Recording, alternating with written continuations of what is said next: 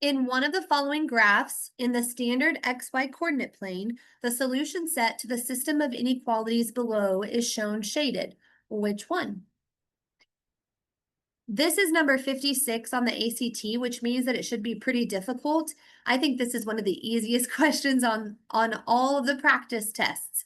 You get to use your graphing calculator for this, and I would tell you guys to use Desmos as opposed to the handheld. On our handheld graphing calculator, it has to be y equals. And if you look at this question, it has x plus 2y on one of the equations, and then it has 12 minus 3y squared on another equation. We could algebraically solve for y. It just shows more room for error. And so on Desmos, you can plug it in exactly how you see it. So I would tell you guys to use Desmos for this kind of question. Okay, I almost think it's cheating because it's so simple on Desmos, and let me show you why.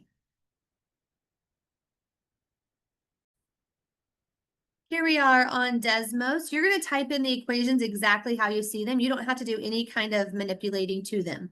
So we have x plus 2y is less than or equal to 6. So right here, and I'm not sure how it looks on yours, but there's like a little keyboard that's in the Desmos. You're going to want to click that so you can see the symbols. And it has the less than or equal to symbol. And then watch, guys, how awesome this is. When you click the number 6, bam, it graphs that completely for you.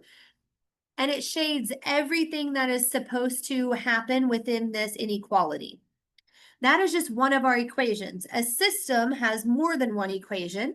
And so the next equation is 3x squared is greater than, and that greater than symbol's on my keyboard, so I don't have to use the symbol. I don't have to use my mouse and click their keyboard, but you totally can. And then we have 12 minus 3y squared. Okay, woo, look at all of that beauty. We get to type in the equation literally, and it does everything for us.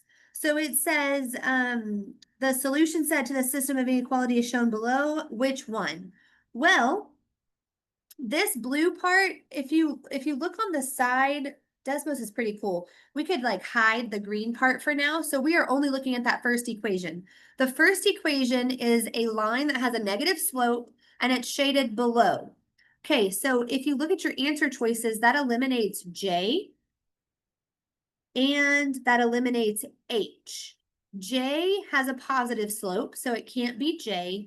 And H has a shaded above, so it can't be H. So that's now given us 3 choices, F, G, or K.